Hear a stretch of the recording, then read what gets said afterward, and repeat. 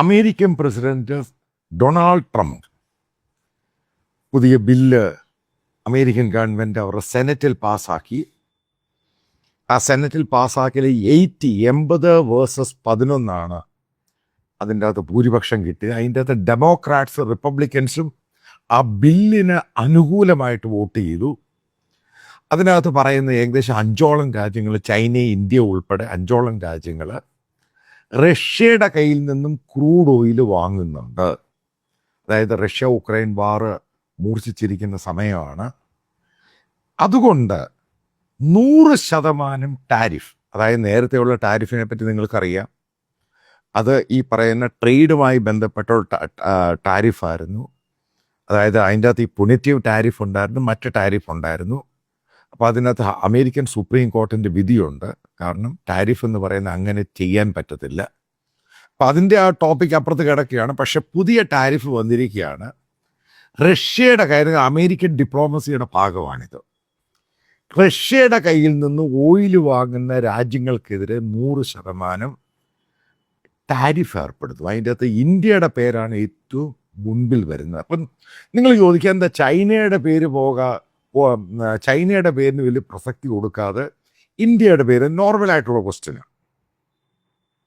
അപ്പം അമേരിക്കൻ പത്രങ്ങളും ഇന്ത്യ ലോകത്ത് പത്രങ്ങളെല്ലാം റിപ്പോർട്ട് ചെയ്യുന്നത്, അതായത് റഷ്യ ഉക്രൈൻ വാറൊക്കെ തുടങ്ങുന്നതിന് വളരെ വർഷങ്ങൾക്ക് മുമ്പ് ചൈനയുടെ ഏറ്റവും വലിയ ബോർഡറാണ് ഈ പറയുന്ന റഷ്യ. ഈ റഷ്യയുടെ കയ്യിൽ നിന്നും പൈപ്പ് ലൈൻ ഇട്ട് ചൈന ഈ പറയുന്ന ക്രൂഡ് ഓയിൽ വാങ്ങുന്നുണ്ട്. പക്ഷേ ഇവർ പറയുന്ന ചൈന അതല്ലാതെ സീസ്, അതായത് കടലിൽ കൂടെയുള്ള റഷ്യയുടെ നിന്ന് ക്രൂഡ് ഓയിൽ വാങ്ങാൻ പാടില്ല. ഇതാണ് അവർ പറയുന്നത്. അതായത് ചൈനയ്ക്ക് എക്സംഷൻ കൊടുത്തിട്ടുണ്ട്, പക്ഷേ ഇന്ത്യക്ക് എക്സംഷൻ കൊടുത്തില്ല. പക്ഷേ ഇന്ത്യക്ക് എനർജി നീഡുണ്ട്.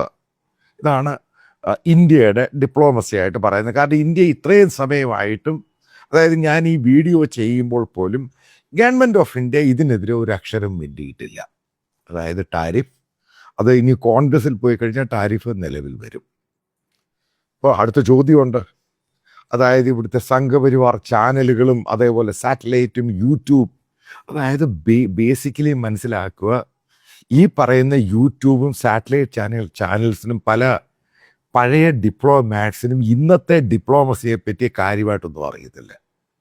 അതുകൊണ്ടാണ് അവർ പഴയ ഡിപ്ലോമസി ഇപ്പോഴത്തെ ഡിപ്ലോമസിയുമായിട്ട് ഇത് കോട്ട് ചെയ്യുന്നത്. പഴയ ഡിപ്ലോമസിയും, അതായത് അമേരിക്ക കൊണ്ടുവന്ന പുതിയ ഗ്ലോബൽ ഓർഡർ, അതായത് മൾട്ടി വേൾഡ് അല്ല അമേരിക്കൻസ്, അത് മാറി യൂണിപോളാറാണ്. അതായത് അമേരിക്ക നിശ്ചയിക്കുന്നു, അതനുസരിച്ച് പോയിക്കോണം. ഇതാണ് ഇപ്പോഴത്തെ ഒരു ഗ്ലോബൽ ഓർഡർ എന്ന് പറയുന്നത്. അതിനകത്ത് മറ്റുള്ള രാജ്യങ്ങളുമായിട്ടൊക്കെ ഇവർ ചർച്ച ചെയ്തിട്ടാണ് ഇവർ ഈ സംഭവങ്ങളൊക്കെ ഉണ്ടാക്കുന്നത്. ആദ്യം മനസ്സിലാക്കുക. അതുമായി ബന്ധപ്പെട്ടൊരു കാര്യം പറയാം. നേരത്തെ ഇന്ത്യ റഷ്യയിൽ നിന്ന് ഓയിൽ വാങ്ങി. അതായത് പ്രധാനപ്പെട്ട റിലയൻസ് ആയിരുന്നു ഏറ്റവും കൂടുതൽ ഓയിൽ വാങ്ങിയിട്ട് പുറത്തോട്ട് കച്ചവടം ചെയ്തത്, മാർക്കറ്റ് റേറ്റിൽ, ഡിസ്കൗണ്ടഡ് റേറ്റിൽ വാങ്ങിയിട്ട്. അത് കഴിഞ്ഞിട്ട് ഇന്ത്യ വീണ്ടും അമേരിക്കയുമായിട്ട് ടോക്സിലോട്ട് പോയി കഴിഞ്ഞപ്പോൾ ആലോചിക്കേണ്ട പ്രധാനപ്പെട്ട ഘടകമാണിത്. റിലയൻസിന് പണിഷ്മെൻറ്റ് കൊടുത്തു അമേരിക്ക. 300 ബില്യൻ്റെ റിലയൻസ് അമേരിക്കയിൽ ഇൻവെസ്റ്റ് ചെയ്യണം. ഒന്നാമത്തെ പണിഷ്മെൻ്റാണ്. അതിൻ്റെ പേരിലാണ് റിലയൻസ് ഇൻഡസ്ട്രി ടെക്സാസിൽ പോയി 300 ബില്യൺ, അതിൻ്റെ പ്രോജക്റ്റ് സ്റ്റാർട്ട് ചെയ്തു, റിഫൈനറി തുടങ്ങാൻ തയ്യാറായി. അതായത് ഫസ്റ്റ് പണിഷ്മെൻ്റാണ് കൊടുത്തിരിക്കുന്നത്. ഈ 300 ബില്യൺ എന്ന് പറയുന്ന ഇന്ത്യൻ കറൻസി അല്ല, ഇന്ത്യയുടെ ഇരിക്കുന്ന സ്റ്റോക്ക്, അതായത് ഫോറിൻ എക്സ്ചേഞ്ചാ കൊണ്ടുപോകുന്നത്. അത് ആദ്യം മനസ്സിലാക്കുക. ഇത് സിമ്പിൾ ഗെയിം അല്ല ഇത്. അതേപോലെ തന്നെ അഡാനിക്കും കൊടുത്തു 10 ബില്യൺ അമേരിക്കയിൽ പോയി ഇൻവെസ്റ്റ് ചെയ്യാൻ. ആദ്യം മനസ്സിലാക്കുക. അതാണ് അമേരിക്ക എന്ന് പറഞ്ഞ രാജ്യം. അവർ ലോക പോലീസല്ല, ഗ്ലോബൽ എക്കോണമി അവരാണ് കൺട്രോൾ ചെയ്യുന്നത്. ഇനി കഴിഞ്ഞ 1.5 വർഷം എടുക്കുക. കാരണം ഇന്ത്യ അമേരിക്ക പ്രശ്നം ഉണ്ടായിട്ട് 1.5 വർഷം ഏകദേശമായി. ആദ്യം മനസ്സിലാക്കുക, 1.5 വർഷം കൊണ്ട് ഇന്ത്യക്കാണ് സെറ്റ് ബാക്ക് കിട്ടിയിരിക്കുന്നത്. ഈ ചാണകക്കിഴങ്ങ് ചാനലുകൾക്കൊന്നും പിടികിട്ടിയിട്ടില്ല എങ്ങനെയാണ് സെറ്റ് ബാക്ക് ഉണ്ടായത്. ഇന്ത്യയുടെ പല പ്രോജക്റ്റുകൾ ഇൻക്ലൂഡിങ് തേജസ് 1, തേജസ് 2 ഇതിൻ്റെ ഇഞ്ചിനുകൾ ഡിലേ ആക്കി, ടെക്നോളജി ട്രാൻസ്ഫർ ചെയ്യുന്നത് ഡിലേ ആക്കി. അമേരിക്കയുമായിട്ടുള്ള പ്രശ്നം ഉണ്ടായിക്കഴിഞ്ഞ പ്രശ്നമാണ്. നമുക്ക് അമേരിക്കയെ പഠിപ്പിക്കാൻ കഴിയില്ല. കാരണം ഗ്ലോബൽ എക്കോണമി ലീഡേഴ്സാണ്. ഇനി ഇന്ത്യയിൽ നിന്നും എക്കോണമിയുടെ ഔട്ട്ഫ്ലോ നോക്കുക. എത്ര ലക്ഷം കോടിയാണ് ഇന്ത്യയിൽ നിന്നും തിരിച്ചു പോയത്? കാരണം ഇൻവെസ്റ്റേഴ്സ് മുഴുവൻ അമേരിക്കൻ ബേസ്ഡ് ആണ്. ട്രംപ് പറയുന്നതാണ് ഗ്ലോബൽ ഈ പറയുന്ന എക്കോണമി എന്ന് പറയുന്നത്. ഈ മറ്റുള്ള രാജ്യങ്ങൾക്ക് വലിയ പ്രാധാന്യമൊന്നുമില്ല. നിങ്ങളിപ്പോൾ 100ഓളം ഗ്ലോബലായിട്ടുള്ള ഇൻവെസ്റ്റേഴ്സിനെ എടുക്കുക. നിങ്ങളുടെ ഒരു എക്സർസൈസിനും ഡാറ്റയ്ക്കും വേണ്ടിയാണ്, നിങ്ങളുടെ റിസർച്ച് വേണ്ടി തരികയാണ്. അതിനകത്ത് 90% അമേരിക്കൻ ബേസ്ഡ്. അപ്പം അവരാണ് ഇന്ത്യയിൽ ഏകദേശ കണക്കനുസരിച്ച് ഒരു $1 ട്രില്യൺ ഇന്ത്യയിൽ ഇൻവെസ്റ്റ് ചെയ്തിരിക്കുന്ന പല സെക്ടറിൽ, ഇൻക്ലൂഡിങ് ഏറ്റവും കൂടുതൽ IT സെക്ടറിൽ അമേരിക്കൻ കമ്പനികളാണ് ഇൻവെസ്റ്റ് ചെയ്തിരിക്കുന്നത്. ഇപ്പം TCS ആണെങ്കിലും ഇൻഫോസിസ് ആണെങ്കിലും വിപ്രോ ആണെങ്കിലും ഒക്കെ ഇന്ത്യൻ കമ്പനിയാണ്. പക്ഷേ ഇവരുടെ ക്ലയൻറ്റുകൾ ആരാണ്? American company. ഇതാണ് വലിയ തമാശയെന്ന് പറയുന്നത്. അപ്പോൾ അവർ ഈ വർക്ക് ലോഡ് കുറയ്ക്കുമ്പോൾ, അതായത് അമേരിക്കൻ ജിയോ പൊളിറ്റിക്സുമായിട്ട് ബന്ധപ്പെട്ട് ഇവർ വർക്ക് അങ്ങോട്ട് കുറയ്ക്കുമ്പോൾ അത് ഇന്ത്യയിൽ ജോലിയില്ലാതാകും. അത് സിമ്പിൾ ലോജിക്കാണിത്. ഇനി അടുത്തത്, നിങ്ങൾ അതിന് ശേഷം, അതായത് ഇതിനിടയ്ക്ക് ഇന്ത്യ അമേരിക്ക വീണ്ടും ഡിസ്കഷനും ഡയലോഗൊക്കെ സ്റ്റാർട്ട് ചെയ്ത് കഴിഞ്ഞ സമയത്ത്, ഈ റഷ്യൻ വാറും ആ പ്രശ്നവും എല്ലാം കുറച്ചൊക്കെ മയത്തിൽ വന്ന സമയത്ത് നിങ്ങൾ കണ്ടാണ് ബ്രിട്ടീഷ് പഴയ പ്രൈം മിനിസ്റ്റർ കീർ സ്റ്റേമർ ഇന്ത്യയിലോട്ട് വരുന്നു. അയാളും കച്ചവടം ഉറപ്പിക്കാൻ വന്ന ഈ പറയുന്നത് മിസൈൽസിൻ്റെ ഓർഡർ അയാൾ കൊണ്ടുപോയി. കാരണം ഇന്ത്യ കാണിച്ച തെറ്റ്. ഈ യൂറോപ്യൻ രാജ്യങ്ങളാണ് ഈ റഷ്യ ഉക്രൈനുമായി ബന്ധപ്പെട്ട് ഏറ്റവും കൂടുതൽ സെറ്റ് ബാക്കിലായത്. അത് കഴിഞ്ഞ് ജർമ്മൻ ചാൻസലർ ഇന്ത്യയിൽ വരുന്നു, മാർക്ക് ഫെഡറിക്. അദ്ദേഹം വന്നിട്ട് അടുത്ത സൈൻ ചെയ്യുന്നു, സബ്മറൈൻസ് അവരുണ്ടാക്കി ഇന്ത്യയിൽ കൊടുക്കും. ഇതെല്ലാം അങ്ങോട്ട് പണം പോയി. ഇതൊന്നും നെഗോഷിയേറ്റ് ചെയ്യാൻ പോലും നമ്മളെ കൊണ്ട് പറ്റിയില്ല. അല്ലെങ്കിൽ ഈ യൂറോപ്യൻ രാജ്യങ്ങൾ കർശനമായിട്ട് തീരുമാനമെടുത്തു, ഇന്ത്യയുമായിട്ട് ഫർദർ ഒന്നിനും സഹകരിക്കുന്നില്ല.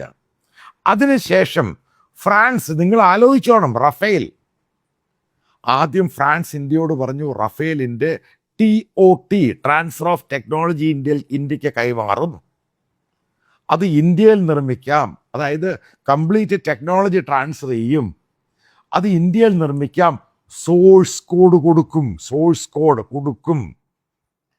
അതെല്ലാം മാറ്റി. ഇതാണ് സിമ്പിളായിട്ട് പറഞ്ഞു കഴിഞ്ഞാൽ നരേന്ദ്രമോദി എന്ന് പറയുന്ന ഇന്ത്യൻ പ്രധാനമന്ത്രിക്ക്, അതായത് ചായക്കട നടത്തി മുഖ്യമന്ത്രിയായ ഇന്ത്യൻ പ്രധാനമന്ത്രിക്ക് ഗുജറാത്ത് പോലെയല്ല ഒരു രാജ്യത്തിൻ്റെ ഹെഡായിട്ടിരിക്കുമ്പോൾ അമേരിക്കയുമായിട്ട് നല്ലൊരു ബന്ധമായിരുന്നു. അമേരിക്കയുമായിട്ട് ഉടക്കുണ്ടായി. മനസ്സിലാക്കുക, ഇന്ത്യയുടെ എക്കോണമി എന്ന് പറഞ്ഞത് താപ്പോട്ട് പോയി. ഇപ്പോഴെല്ലാവർക്കും ബോധ്യമായി കാണുന്ന CJP പ്രൊട്ടസ്റ്റും ഇന്ത്യയിലെ തൊഴിലില്ലായ്മ മറ്റുള്ള സംഭവങ്ങൾ വന്നു കഴിഞ്ഞപ്പം ഈ പറയുന്ന, അതായത് സംഘപരിവാർ പൊട്ടന്മാർക്ക് പിടികിട്ടിക്കാണും ഇത് അമേരിക്ക കളിച്ച ഗെയിമാണ്. അതിനുശേഷം നിങ്ങൾ നോക്കുക, ഇന്ത്യൻ പ്രധാനമന്ത്രി ജപ്പാനിൽ പോകുന്നു, ഇന്ത്യൻ പ്രധാനമന്ത്രി മറ്റുള്ള യൂറോപ്യൻ രാജ്യങ്ങളിൽ പെട്ടെന്ന് പോകുന്നു.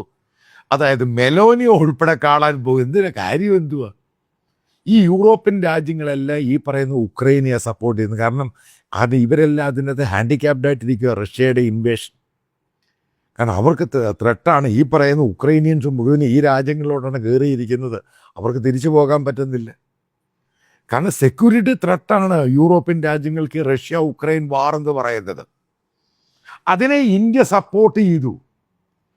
ഇവിടെയാണ് ഈ പറയുന്ന യൂറോപ്യൻ രാജ്യങ്ങൾ അമേരിക്കയും വളരെയധികം ഫോഴ്സ്ഫുൾ ചെയ്തിട്ടാണ് പഴയ പ്യൂണിറ്റീവ് ടാരിഫ്. ലിൻസി ഗ്രഹാം, നിങ്ങൾക്ക് ഓർമ്മയുണ്ടായിരിക്കും, ആ കോൺഗ്രസ്മാൻ മരിച്ചുപോയി, റിപ്പബ്ലിക്കൻ. അയാൾ ബേസിക്കലി നേരത്തെ റഷ്യൻ സപ്പോർട്ടറായിരുന്നു. പിന്നീടാണ് അയാൾ ഉക്രൈൻ സപ്പോർട്ടർ ആവുന്നത്. അപ്പം ഇപ്പോഴും അയാളുടെ പേര് തന്നെ പറഞ്ഞിട്ടാണ് സെനറ്റിൽ ഈ സംഭവം വന്നിരിക്കുന്നത്. കാരണം അയാളുടെ ആഗ്രഹമായിരുന്നു റഷ്യയെ പാഠം പഠിപ്പിക്കുക, ഈ വാർ നിർത്തുക എന്നുള്ളത്. അതായത് കാര്യങ്ങളെല്ലാം ഈ പറയുന്ന ആദ്യം എന്നെ തെറി വിളിക്കുന്ന സംഘപരിവാറുകാരും അത് ഇന്ത്യക്കാരും മനസ്സിലാക്കുക ഒരു കാര്യം, നമുക്ക് ഈ പറയുന്ന അമേരിക്കയുമായിട്ട് കളിക്കാൻ പറ്റത്തില്ല. നിങ്ങൾക്ക് ഓർമ്മയുണ്ടായിരിക്കും, ഞാൻ എൻ്റെ പല വീഡിയോയും ചെയ്തിട്ടുണ്ട് കോഡുമായി ബന്ധപ്പെട്ട്. എന്തിനാണ് ഈ കോഡ് ഉണ്ടാക്കിയത്? എന്തിനാണ് കോഡിൽ ഇന്ത്യയെ വലിയ രാജ്യമായിട്ട് കൊണ്ടുവന്നതിൻ്റെ കാര്യം? അതായത് ചൈനയെ ഒതുക്കാൻ വേണ്ടി കൊണ്ടുവന്ന സാധനമാണ് ഈ കോഡ്. അതിനകത്ത് ജപ്പാനും ഓസ്ട്രേലിയയും ഇന്ത്യയെ സപ്പോർട്ട് ചെയ്യുന്നു. അതായത് സാമ്പത്തികമായിട്ടും ടെക്നോളജി വൈസും ഇന്ത്യയെ സപ്പോർട്ട്, കാരണം മരറ്റൈമായിട്ട് ബന്ധപ്പെട്ട, നേവിയുമായിട്ട് ബന്ധപ്പെട്ട. അതിന് അമേരിക്കയുടെ ടെക്നോളജി മറ്റുള്ള അതാണ് ഈ കോഡെന്ന് പറയുന്നതിൻ്റെ പ്രധാന ഉദ്ദേശ ലക്ഷ്യം. എന്ന ഈ പറയുന്ന ഇന്ത്യൻ പ്രധാനമന്ത്രി ഷീ ജിൻ പിങ്ങിനെ കെട്ടിപ്പിടിക്കാൻ പോയി, അന്ന് അതങ്ങ് തീർന്നു. അതാണ് ഈ പറയുന്ന ഇന്ത്യൻ പ്രധാനമന്ത്രിക്ക് ബോധമില്ല എന്ന് പറയുന്നതിൻ്റെ കാര്യം. ചായക്കടക്കാരൻ്റെ ബുദ്ധിയേ ഉള്ളൂ. ചായക്കടക്കാരൻ്റെ ബുദ്ധിയുള്ളവരുണ്ട്, ബുദ്ധിയില്ലാത്തവരുണ്ട്. ഇതിൽ പോയതെന്തുവാ? ഇനി എല്ലാവരും കൊട്ടി ആഘോഷിക്കുന്ന സംഭവമുണ്ട്. ഓസ്ട്രേലിയൻ, അപ്പോൾ ഇന്ത്യൻ പ്രധാനമന്ത്രി ഓസ്ട്രേലിയയിൽ പോയി അവിടെയുള്ള യുറേനിയം ഇന്ത്യക്ക് വാങ്ങാൻ അവർ സൈൻ ചെയ്തു. ആദ്യം സിമ്പിളി നിങ്ങൾ മനസ്സിലാക്കുക, ഈ ഓസ്ട്രേലിയ ഇന്ത്യക്ക് യുറേനിയം തരണമെന്നുണ്ടെങ്കിൽ, അത് സൈൻ ചെയ്യണമെന്നുണ്ടെങ്കിൽ ബേസിക് ആയിട്ടൊരു കാര്യം മനസ്സിലാക്കുക. ഓസ്ട്രേലിയ എന്ന് പറയുന്നത് നാറ്റോ രാജ്യമാണ്, അമേരിക്കയുടെ ഏറ്റവും വലിയ അലയൻസ് പാർട്ട്ണറാണ്. അമേരിക്കയുടെ സമ്മതമില്ലാതെ കൊടുക്കില്ല, 100% കൊടുക്കില്ല. അത് അമേരിക്കയും കൂടെ പറഞ്ഞു ഓസ്ട്രേലിയയോട് വിൽക്കാൻ. കാരണം അല്ലെങ്കിൽ ഇന്ത്യക്ക് വേറെ സാധ്യതയില്ല. ഇന്ത്യ ഈ പറയുന്നത് റഷ്യയിൽ നിന്ന് വാങ്ങണം. അതായത് വീണ്ടും മനസ്സിലാക്കാൻ വേണ്ടി പറയുകയാണ്. ഈ പറയുന്ന അറബ് രാജ്യങ്ങൾ, UAE, സൗദി അറേബ്യ, ഖത്തർ, മറ്റുള്ള രാജ്യങ്ങൾ ഇൻക്ലൂഡിങ് ടർക്കി, ഈ രാജ്യങ്ങളൊക്കെ എടുക്കുക. ഈ രാജ്യങ്ങൾക്കെല്ലാം അമേരിക്ക എന്ന് പറഞ്ഞ രാജ്യം ഒരു ലോക പോലീസാണ്, അവരുടെ ട്രേഡ് പാർട്ട്ണറാണ്. അല്ലെങ്കിൽ ഈ രാജ്യങ്ങൾക്ക് ഒറ്റയ്ക്ക് നിൽക്കാനുള്ള കേപ്പബിലിറ്റി ഇല്ല. അവരുടെ സെക്യൂരിറ്റി ഇഷ്യൂസ് ഉണ്ട്, അവരുടെ ട്രേഡ് ഉണ്ട്. ആ രാജ്യം ഡെവലപ്പ് ചെയ്തേ മതിയാവത്തുള്ളൂ. ആ രാജ്യങ്ങളിൽ ഇന്ത്യയുടെ മുകളിൽ പ്രഷറായിരുന്നു ഈ റഷ്യൻ ഓയിൽ വാങ്ങുന്നതിൻ്റെ പേരിൽ. ഇതാണ് അമേരിക്കയുടെ ഗെയിം പ്ലാൻ. അതുകൊണ്ടാണ് അവർക്ക് ലോകത്ത് മുഴുവനും ബേസ് ഉള്ളത്. ഇനി നിങ്ങൾ മനസ്സിലാക്കുക, അമേരിക്കയെ എതിർത്തു സ്പെയിൻ. ഒരു സിമ്പിൾ ഉദാഹരണം പറഞ്ഞുതരാം. അതേപോലെ തന്നെ സ്പെയിൻ എന്ന് പറഞ്ഞ് ഇസ്രായേലിനെ എതിർത്തു. എന്ത് ഗെയിമാണ് അമേരിക്ക അവിടെ കാണിച്ചത്? ഒരു സുപ്രഭാതത്തിൽ ഏകദേശം 60,000-ഓളം മൊറോക്കൻസ് സ്വെറ്റ എന്ന് പറഞ്ഞ അവരുടെ ചെറിയ മൊനമ്പിലോട്ടങ്ങ് കയറി. സ്പെയിൻ്റെ വെടിതീർന്നു. ആകെ ആ സ്വെറ്റ എന്ന് പറഞ്ഞ സ്ഥലത്ത് ആകെ ഉള്ളത് 17,000 പേരാ. അവിടെയാണ് എല്ലാ ക്രോസും കൂടെ കഴിഞ്ഞ് ഈ പറയുന്ന ജിബ്രാൾട്ടർ ക്രോസ് ചെയ്തിട്ട് ഈ പറയുന്ന 60,000 പേരങ്ങ് കയറിയത്. കൊടുത്ത പണി ഒടുക്കലത്തെ പണിയാണിത്. ഇത് യൂറോപ്പിനും പേടിയാ. കാരണം ഗെയിം കളിക്കാൻ, കാരണം അവനാണ് ഈ സംഭവം. അവരോട് ഗെയിം കളിക്കാൻ പോകരുത്. അതായത് ഇന്ത്യ എന്ന് പറഞ്ഞ രാജ്യം ഡെവലപ്ഡ് ആയിട്ടില്ല, നമ്മൾ ഡെവലപ്പിംഗ് കൺട്രിയാണ്. നമ്മൾ അവരെ ചലഞ്ച് ചെയ്യരുത്. ഇപ്പോഴാണ് നരേന്ദ്രമോദിക്ക് പിടികിട്ടിയത്, ഇപ്പോഴാണ് ഗവൺമെൻറ് ഓഫ് ഇന്ത്യക്ക് പിടികിട്ടിയത്. അതുകൊണ്ടാണ് ജയശങ്കർ ഇപ്പം മിണ്ടാതിരിക്കുന്നത്. അപ്പം നിങ്ങളിപ്പോൾ ധരിക്കും ഈ 100% ടാരിഫ് വെച്ച് ഇന്ത്യ ഈ പറയുന്ന റഷ്യയിൽ നിന്ന് വാങ്ങും, അമേരിക്കയെ ചലഞ്ച് ചെയ്യും. കുന്തവാ ചലഞ്ച് ചെയ്യുന്നത്. ഇന്ത്യയുടെ വെടി അങ്ങ് തീർക്കും അവരിലോ പലത്. കാരണം ഒന്നാമത് ഇന്ത്യക്കകത്ത് ഈ ഡൊമസ്റ്റിക് ഇഷ്യൂ കയറി വന്നു. നേരത്തെ ഇതേപോലെയുള്ള ഇഷ്യൂവും CJPയും ഇതേപോലെ തൊഴിലില്ലായ്മ ഇത്ര രൂക്ഷമായിട്ടില്ല. ഇപ്പോഴെല്ലാവർക്കും മനസ്സിലായി ഇന്ത്യൻ തൊഴിലില്ലായ്മ രൂക്ഷമാണ്, ഇന്ത്യയുടെ എക്കോണമി താഴോട്ട് പോവുകയാണ്. ഈ 100% ട്രേഡും അതേപോലെ ഇനി India mother of all deals എന്നും പറഞ്ഞുകൊണ്ട് യൂറോപ്യൻ രാജ്യങ്ങളുമായിട്ട് സൈൻ ചെയ്തു. ഇവരെല്ലാം ഈ പറയുന്ന അമേരിക്ക പറയുന്നത് ഫോളോ ചെയ്യും. ഞങ്ങളെ അവർ വേണ്ട എന്ന് വെച്ചാൽ വേണ്ട, അത്രയേ ഉള്ളൂ. ആദ്യം മനസ്സിലാക്കി. ഇവിടെയുള്ള ചില ആൾക്കാർ പറയുന്നത് കേട്ടു, ഇന്ത്യൻ തുണിത്തരങ്ങളാണ് അമേരിക്കയിൽ പോകുന്നത്, അതുകൊണ്ട് ഇന്ത്യ തുണികൾ കൊടുക്കരുത്. ഇന്ത്യൻ മരുന്നുകളാണ് അമേരിക്കയിൽ പോകുന്നത്, അതുകൊണ്ട് മരുന്ന് അയക്കരുത്. നിങ്ങൾ ആദ്യം മനസ്സിലാക്കുക, ആ രാജ്യം എല്ലായിടത്തും സബ്സ്റ്റിറ്റ്യൂട്ട് ചെയ്ത് വെച്ചിട്ടുണ്ട്. ഇന്ത്യയിൽ നിന്ന് മെഡിസിൻ പോയില്ല, വേറെ രാജ്യത്ത് അവർ ഉണ്ടാക്കുക.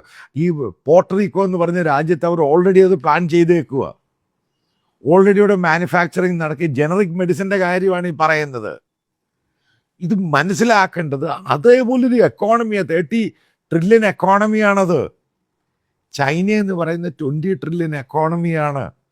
ഇന്ത്യ 4ൻ്റെ അകത്ത് അടുപ്പിച്ചുകൊണ്ടിരിക്കുന്ന എക്കോണമി മാത്രമേ ഉള്ളൂ. നമുക്കെങ്ങനെയാണ് ഇവരെ കോമ്പറ്റ് ചെയ്യാൻ പറ്റുന്നത്? നമുക്കൊന്നും ഇത് ഡെവലപ്പ് ചെയ്യാൻ പറ്റുന്നൊന്നുമില്ല. ആദ്യം മനസ്സിലാക്കേണ്ടത്, നമ്മൾ ഈ പറയുന്ന ഈ വിശ്വഗുരു എന്നൊക്കെ മോദിയെ പറയുമ്പോൾ നിങ്ങൾ ആദ്യം മനസ്സിലാക്കുക, നമുക്കൊരു ഗോഡ് ഫാദർ വേണം.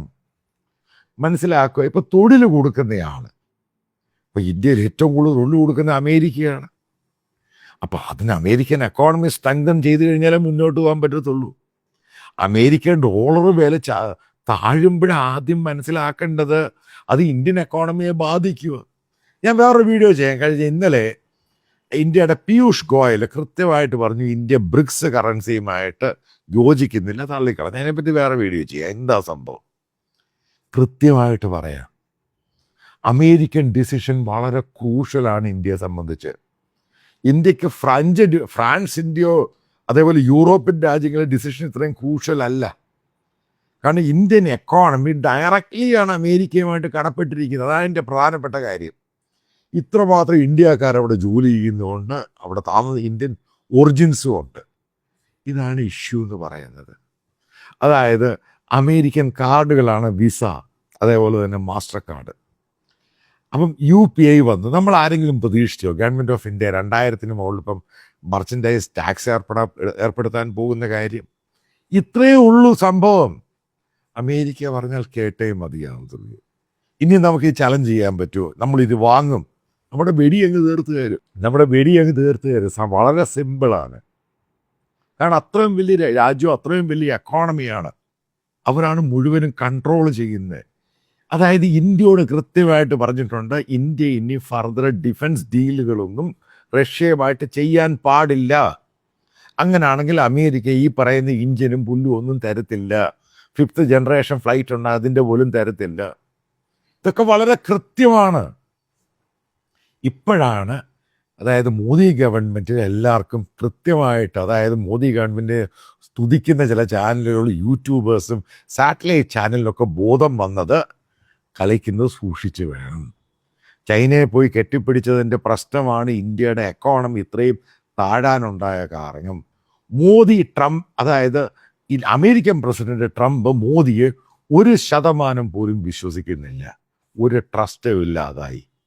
അതാണ് ഒരു എക്സംഷനും ഇന്ത്യക്ക് കൊടുക്കാത്ത. അല്ലെങ്കിൽ നേരത്തെ ഇറാനിലെ ചബാർ പോർട്ട് അതിനകത്ത് നമുക്ക് എക്സംഷൻ തന്നു. കാരണം പാകിസ്ഥാനെ ബൈപ്പാസ് ചെയ്തുള്ള പോർട്ടാണ്. അഫ്ഗാനിസ്ഥാനിലും സെൻട്രൽ ഏഷ്യയിലോട്ടൊക്കെ സാധനങ്ങൾ പോകുമായിരുന്നു. അത് തന്നെ ഒരു ബോംബെടുത്ത് ഊരെ കളഞ്ഞു. അതായത് ട്രസ്റ്റ് ഇല്ലാതായി ഇന്ത്യയുമായിട്ട്, മോദിയുമായിട്ട്. ഇതാണ് കൃത്യമായ മെസ്സേജ് കൊടുത്തിരിക്കുന്നത്. ചവിട്ടിയെടുത്ത് ഊരെ കളയും. വേണമെങ്കിൽ നിൽക്കുക, അല്ലെങ്കിൽ പോവുക. വളരെ സിമ്പിൾ മെസ്സേജാണ് അമേരിക്ക കൊടുത്തിരിക്കുന്നത്. അത് മോദി ഫോളോ ചെയ്തില്ലെങ്കിൽ ഇന്ത്യ എന്ന് പറഞ്ഞ രാജ്യം വീണ്ടും താപ്പോട്ട് പോകുന്നു എന്ന് വളരെ സിമ്പിളായിട്ട് പറയാം.